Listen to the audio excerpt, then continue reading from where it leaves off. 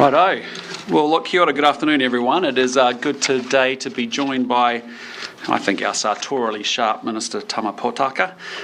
Yesterday you would have seen that Louise Upston and I launched a campaign targeted at bringing more Australian tourists to New Zealand. And tourism is an absolutely crucial part of this government's focus on accelerating economic growth, and it supports nearly 200,000 jobs. Yesterday's announcement is part of our tourism boost funded from our international visitor levy. But crucially, it is joined by a campaign of significant investment from the private sector, offering enticing deals to our friends across the ditch. And we are on the right track. While we have a way to go to get back to pre-COVID levels, international visitor numbers to December showed a 12% increase compared to 2023. Australia led the increase of arrivals with 10% more, or 127,000 more visitors year on year, and overall we had 357,000 more visitors, leading to a total of 3.3 million tourists to New Zealand. Now, further to yesterday's announcement, today we're announcing another boost to tourism from the International Visitor Levy, this time on the unique experience visitors have on our conservation land. New Zealand's breathtaking beauty is sought after by our visitors from all over the world, and we must protect the integrity of that experience while also conserving the pristine environment. When tourists get off the ferry from Rangitoto and they head over to the viaduct, or they head into Twizel after experiencing the grandeur of Aoraki Mount Cook, they will be spending their money at local businesses helping everyday Kiwis. And that is all part of the growth that we're looking for to get this country pumping again. So with that, I'm pleased to pass over to Tama, who will take us through a little bit more the $30 million investment he wants to announce today. Ka pai, and thank you, Prime Minister. Kia ora tātou. Aotearoa New Zealand is home to some of the most majestic and iconic landscapes and seascapes in the world. Around 50% of visitors cite nature as their primary reason for travelling, and about 50% of international tourists visit a national park. And we want more people to enjoy and protect nature for future generations, for the tamariki and mokopuna. That's why today we're announcing $30 million from the International Visitor Conservation and Tourism Levy to fund more than a dozen projects strengthening biodiversity and sustainable tourism. The government is committed to growing tourism and the key role it holds in growing our economy. And to manage pressures at New Zealand's most popular visitor sites, the government's investing $11 million, including upgrades to huts, car parks and facilities, so visitors can continue to experience the amazing Aoraki Mount Cook and Rangitoto and Motutapu Islands in the Hauraki Gulf. Important improvements to over 100 cable structures, including suspension and swing bridges to strengthen visitor safety, and investment to the beautiful Goat Island, Te Hawareo Maki, to upgrade beach access, car parking and reflect the area's significant cultural heritage. These investments will help deliver a top-notch manuhiri or visitor experience at some of our most popular natural heritage sites. Some will complement the Hauraki Gulf Bill that will deliver the highest ever level of environmental protection for this precious place when it passes later this year. This will include mahi at New Zealand's first marine reserve, Goat Island, which will be 50 years old next year, nearly as old as me. It's among the 10 most visited natural heritage areas, with over 350,000 visitors per year, and has real potential for improved visitor experiences. The tautoko and support announced today will also bring greater economic growth into the surrounding areas. Think about the coffee shops in Lee or the Matakana Village pub, for example. Tourism brings money into these areas and creates jobs and lifts outcomes. We're also investing $19 million to protect biodiversity by reducing the spread of predators and invasive plant species, weeds. Investments include stopping the spread of wallabies in places like the Rotorua Lakes in Canterbury, and managing deer and goat populations in national parks and popular visitor areas to allow nature to thrive. Stopping and removing wilding pines from our iconic landscapes, including the Mackenzie country, and targeted predator control to protect native species, especially the critically endangered southern dotterel birds in Rakiura National Park down the Stewart Island. By expanding predator control, we're improving the protection of critically endangered species in national parks and growing the number of iconic birds for visitors to enjoy. Well, thank you, Tama. Look, it was also pleasing to see last week that the government's books are tracking broadly as expected. Some indicators are in slightly better shape than forecast at the Haifu. Treasury's interim financial statements show a $400 million improvement in the government's headline operating balance indicator compared to what was forecast. Net core crown debt is $700 million lower than forecast. And alongside the ongoing fiscal repair work that's needed and prudent spending, we continue to work relentlessly on growing the economy. Last week we launched, as you know, the government's Going for Growth Progress Report, which lays out the work already underway, as well as the work planned to grow New Zealand's economy. And we acknowledge that things are still incredibly tight for Kiwi families wrestling with the cost of living, but we are seeing progress in a range of broad economic indicators showing us that better times lie ahead. We see that business and consumer confidence is rising. Average mortgage rates now have fallen for 2 months in a row. Wages have risen faster than inflation for 5 months in a row, supporting a recovery in household incomes. And recent data from Business New Zealand is also showing growth in the manufacturing activity, resuming for the first time in nearly 2 years, and growth in services resuming for the first time in 10 months. And at the same time, our primary sector is experiencing a period of robust growth, driving a 17% lift in exports to close out the year in December. But we are not there quite yet, but there is a clear path opening to recovery and, importantly, to growth. And we will be doing all we can throughout 2025 to make sure that this is the year that our country's economic fortunes are turned around, and by doing so, helping many Kiwis become better off. Before I close up, this week in Parliament we'll be progressing the Sentencing Reform Amendment Bill, which will deliver on our commitment to cap sentencing discounts, respond to serious retail crime and prevent repeat discounts for youth and remorse. Wednesday will be the first Members' Day of the year, and with that, Tama and I are happy to take your questions. Sorry, can I go to Tom first? I owe it to you. After last week, mate, I felt bad about it. So that's all right, Prime Minister. Can I just ask you about Destiny Church? It's obviously come up a lot, etc., and there's been much debate out there. And there's a petition that's getting quite a lot of traction, where people want to see, Destiny's charitable status for some of its accounts gone. What is your position on that? Well, look, I just say I thought the Destiny Church protesters crossed the line. That's not the Kiwi way. When you're intimidating public officials and public facilities, that's not the way that we expect things to be in this country.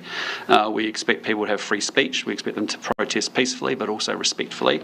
And we certainly value the diversity that exists here in New Zealand. I know some of those matters are before the police, and they're looking into some of that, but I'll leave that for them. But do you think that they should be a charity? Just to push back, Prime Minister, do you think that Destiny is right to have that charitable status? Well, there's a broader question at play, which we've said that we would look at in due course around the registering charities and their charitable status, and therefore their tax treatment as a consequence, and it will form part of that broader piece of work.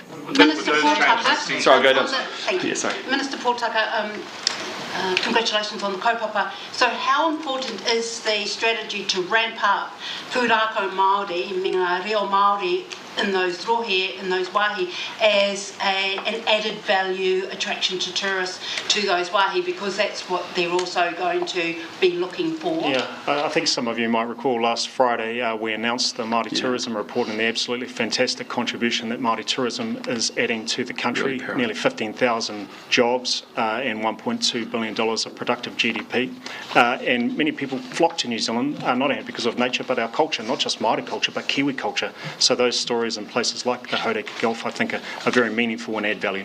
Are we back to the original level pre-COVID in terms of Māori tourism numbers and spend across those Māori tourism and organisations and initiatives? I think there's variability across some of the tourism businesses, but what we do know is that Māori tourism is a massive contributor to the success of tourism in Aotearoa, New Zealand.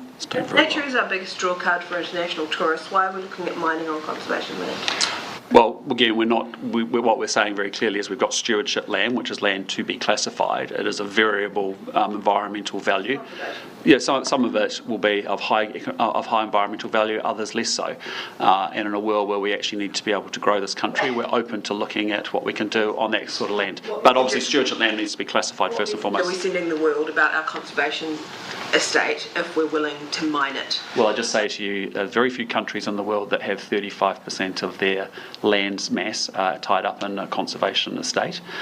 We are protecting national parks, we're protecting Schedule 4 land.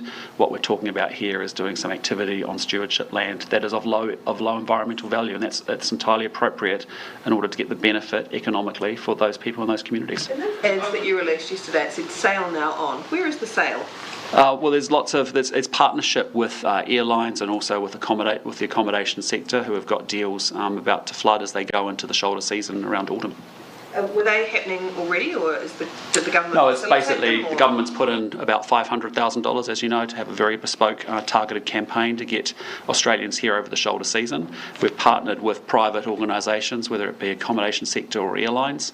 They also are making big private investment to make sure they can make a much more attractive proposition, and we're going together to that market, pushing the case for why Australians should come here. So is the $500,000 ad spend, or is it subsidising holidays for tourists? It's $500,000 of an advertising promotion campaign, and then the operators, the people that fly them here, the airlines, or the people that accommodate them here, hotels, they're also contributing with marketing funds of their own, promoting their own deals on the back of that overall campaign. It's quite common that we go to market offshore as a Tourism New Zealand, essentially, doing the marketing campaign with the airlines or with hotels or with other operators beside them.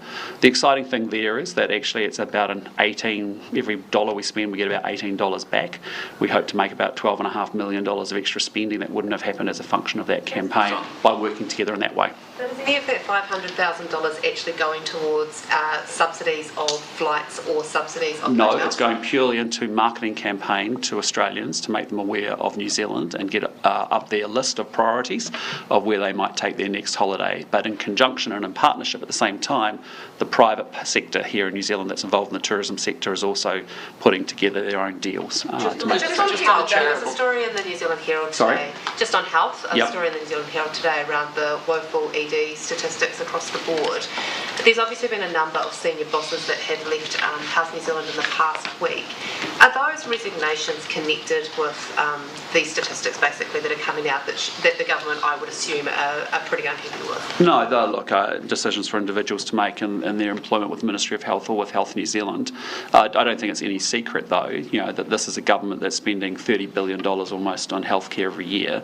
In addition, has pumped in an extra $17 billion and has a massive bureaucracy that's getting in the way of actually delivering improved outcomes, whether it be in emergency care, emergency wait times, as you just identified, whether it be first elective surgeries, first specialist appointments, immunisation rates for under twos, faster cancer treatments. So we're in a position, as I've said very clearly, we put lots of money in. There's more money going into the healthcare system than there has ever been in the history of New Zealand, period. And we expect that money to go through a high-performing organisation and come through the other side and deliver better results. And that's why we want much better. We want a better Health New Zealand, a high-performing Health New Zealand, so it gets through the bureaucracy and the money actually gets to the patient and the customer. What you're saying then, so the Director General of Health or Margie Apa or whoever we want to talk about in terms of those resignations, they weren't being told you need to do better in, for example, wait times around EDs. And no, all CEOs across the that. public service are told to do better. We're constructively dissatisfied. We want them constantly working towards the goals that we've set ourselves out. But you asked me about the employment arrangements. That's up for individuals to make their own decisions about.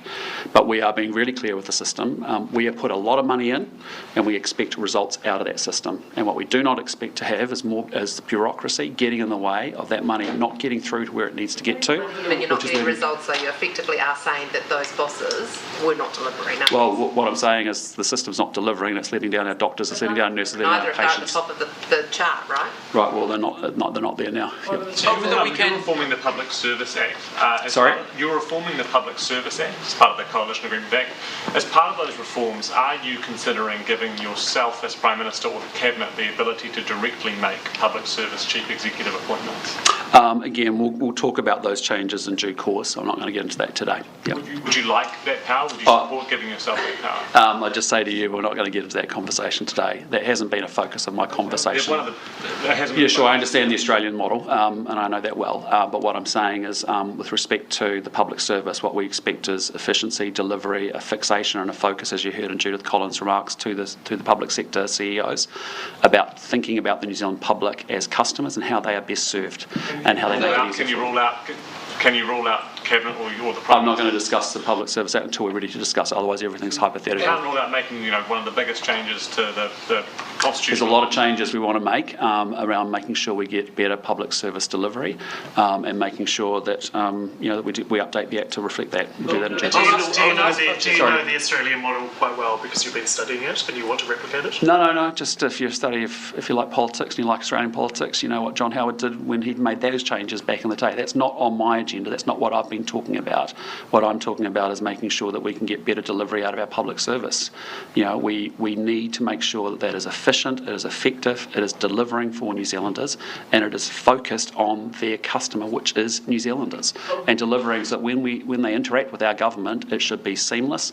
We should be having CEOs thinking about the customer experience of what it feels like dealing with the government as a result. We should be thinking about how they optimise and manage their resources and build their capabilities of their staff within. I want to be able to identify the next brand of 250 really smart, emerging young leaders that we already have in our public service and make sure that we're developing them in the right way would be a good starting point. Those are the sorts of things that I'm in conversation with the new Public Service Commissioner about. Over the weekend we saw that Erica Stanford said that David Seymour had overstepped the mark when he was talking about the teacher-only days.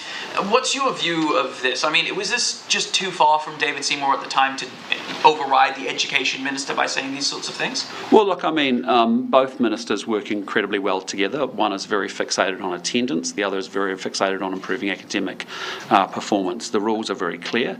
The minister is the one that grants teacher-only days that are taken outside of term time. They have to be granted by the minister, that is in this case Erica Stanford.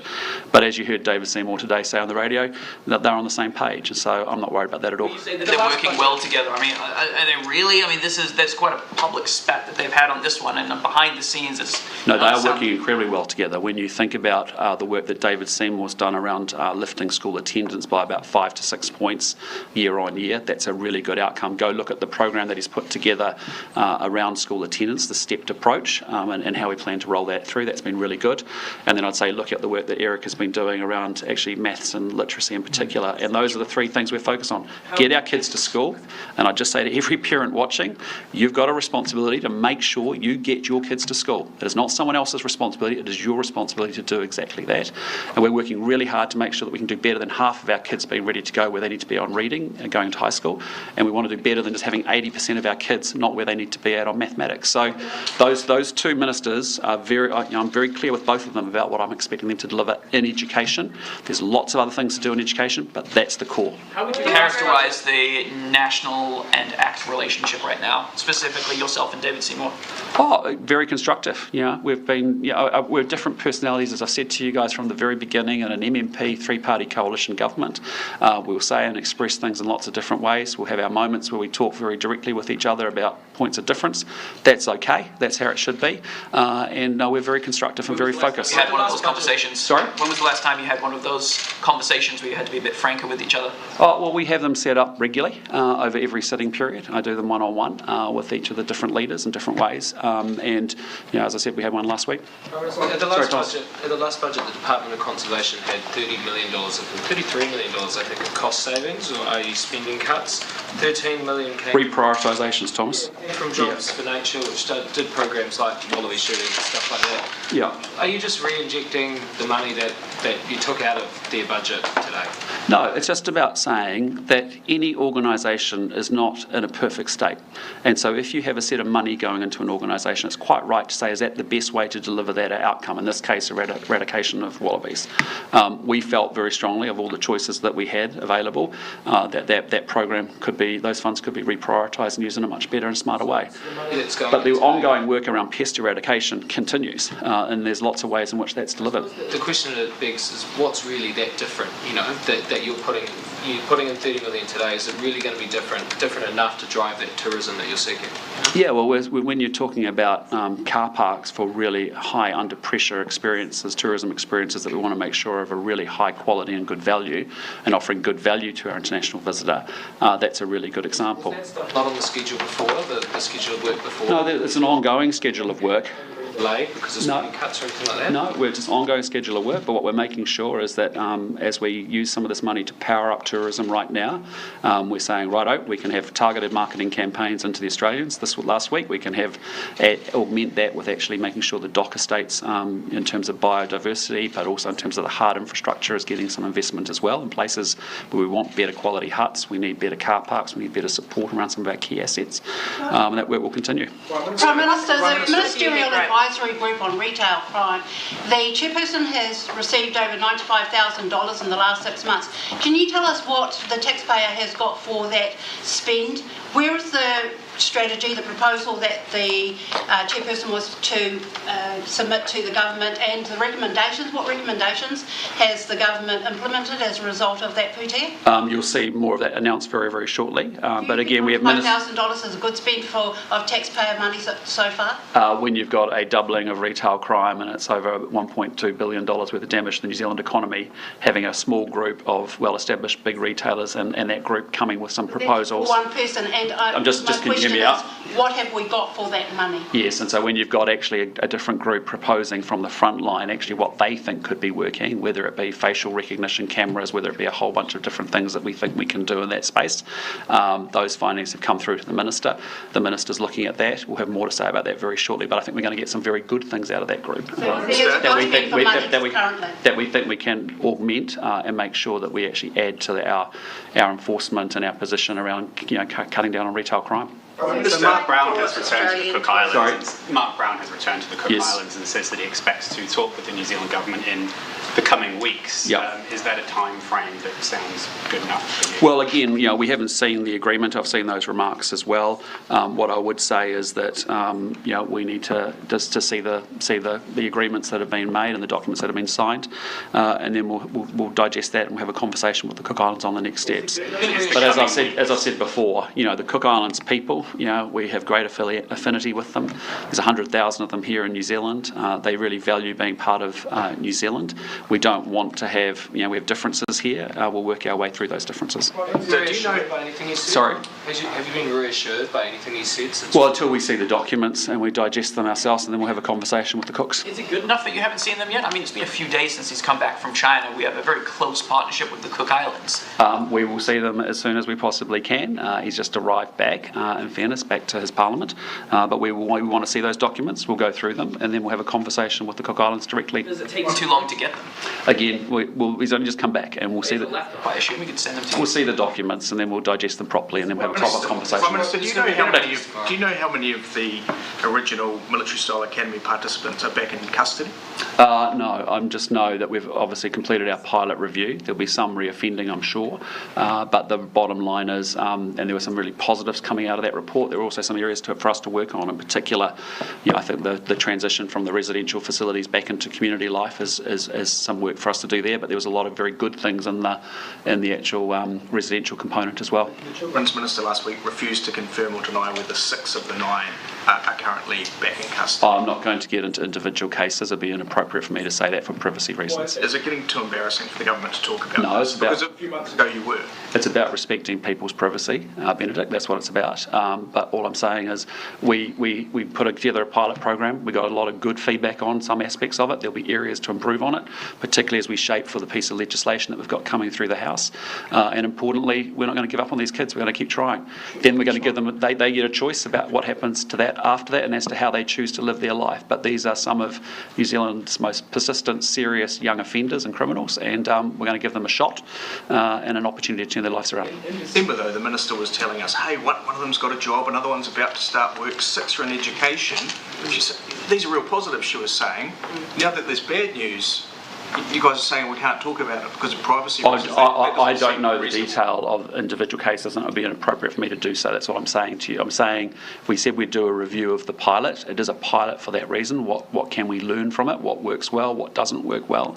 I'm sure there's lots for us to digest as we improve the program going forward. You also said that it was going to be different to all of the times that we've tried before, and if there's 6 out of 9 kids that have gone on to reoffend, that's getting mighty close to that 80% reoffending rate that you swore wouldn't happen under your model. So can you give us a rate at which there has been reoffending going on under your boot camp model? I'm not going into individual cases, as I said. But I'm not going to discuss that. It's not fair on those young people.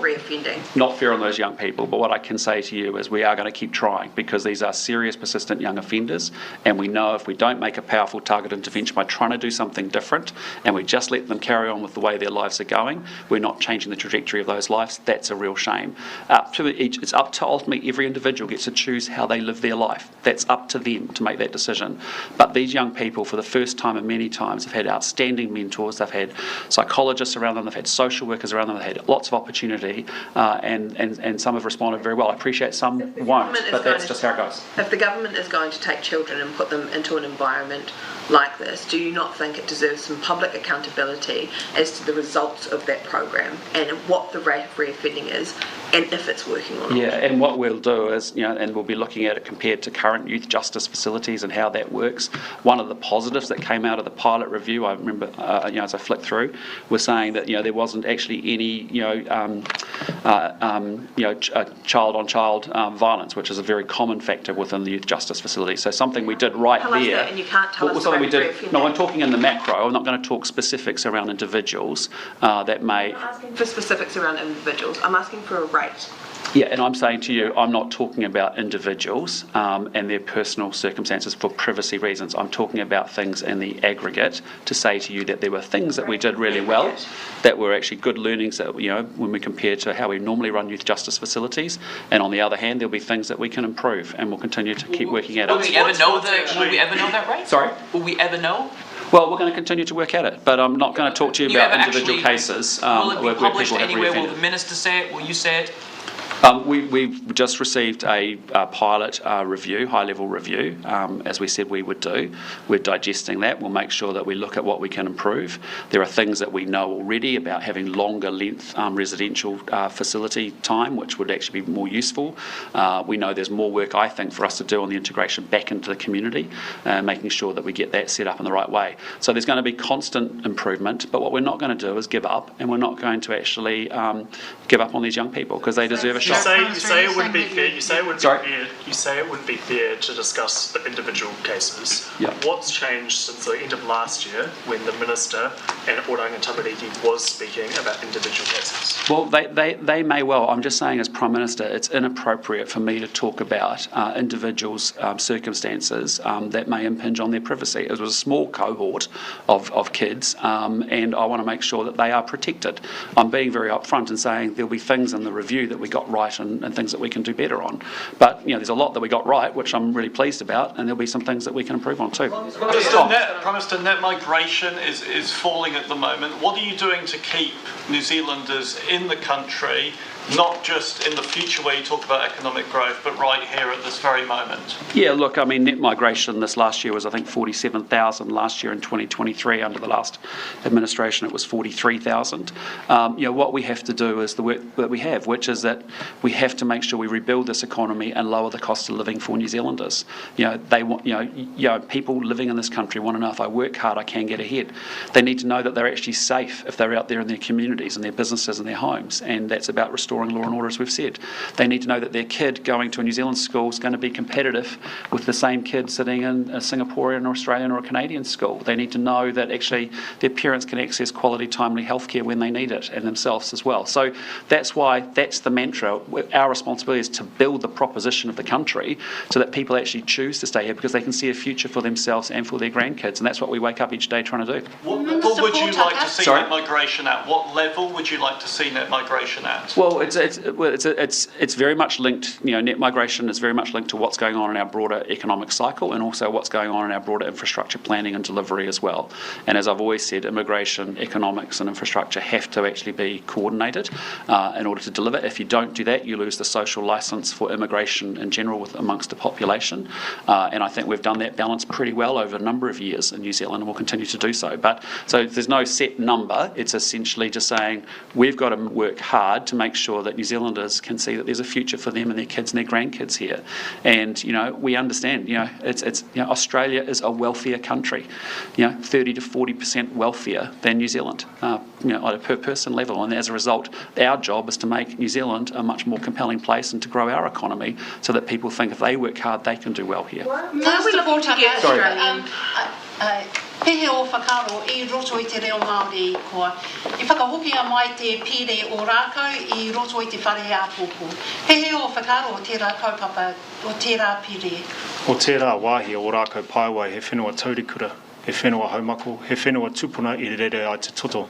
Nā reira, e tino humari, e tino rangi Māori e hoki ana ahau ki te huaki I tēnei pire āpopo, kia hoki pūmau atu ki ngā ahi e toru mā rātua no e kawe ki tū o pai whakarere. Why have you put your focus into getting Australian tourists here? On average, they spend about $3,700 per trip when compared to a Chinese tourist which is 6,700. Yeah, well, we also have work to look at what we can do to accelerate the Chinese sector. I've briefed and met with Ministers Upston and also Stanford last week and actually asked them to come back with a piece of work very quickly on what we can do to accelerate Chinese tourists here as well. It's about an and, not an or, but, as I said, in the spirit of just getting things moving and we'll make decisions. As soon as we make a decision, we're going to try and roll it out quickly and we'll keep rolling into it. Is the Chinese market more complex because you need to do something with the visa situation? No, it's just actually understanding, and the Chinese visitor is running at about 60% of what they were pre-COVID. The total tourism market's running at about 86%. I think Australians are at 88%. And so we know the proposition is easier for us to turn on in Australia and actually be able to get people across the ditch, quickly and easier. We probably have to restore and rebuild some relationships that we might have lost, I suspect, through the COVID period and the lockdown period.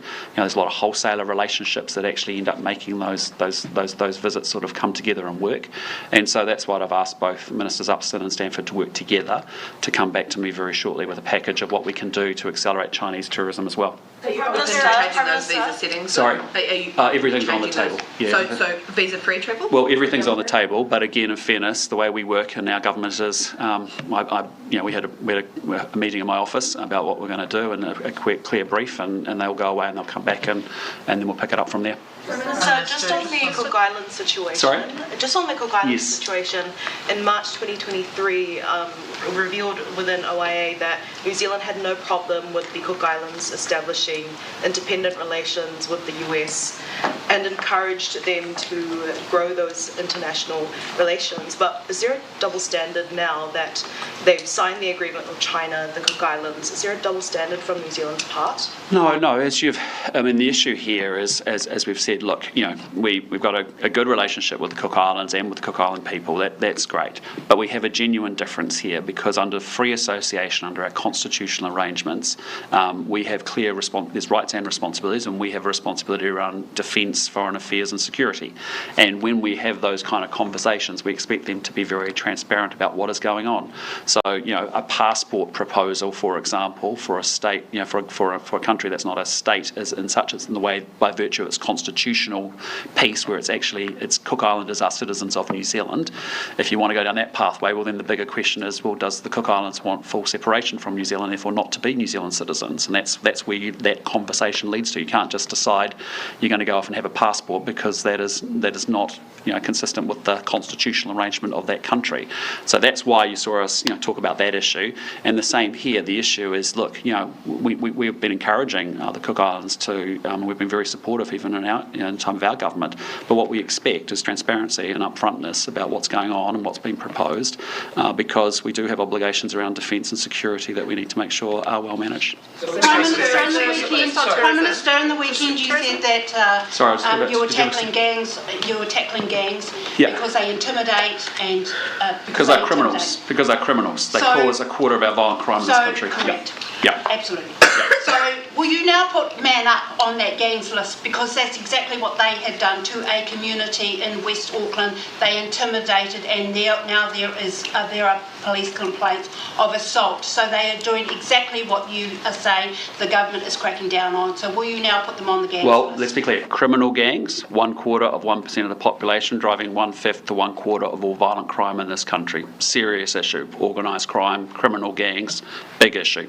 That's what we've sorted out with our gang patch legislation. That's in a whole bunch of other powers that the police now have to take on, dismantle and shut down the gangs. And assault, that's not criminal in your mind, because why? Well, what I've said to you is that it's not the Kiwi way. It's unacceptable, the fact that they have intimidated someone in a public place, and there is a police investigation ongoing right now. Why are they now not going to be considered to be put on the gangs list? Well, because there's a police investigation running about a particular incident. But what I'm talking about, and I think you know the difference between organised crime gangs that create misery, pain and suffering for New Zealanders up and down this country, that cause a huge amount of our violent crime problem that we have in this country.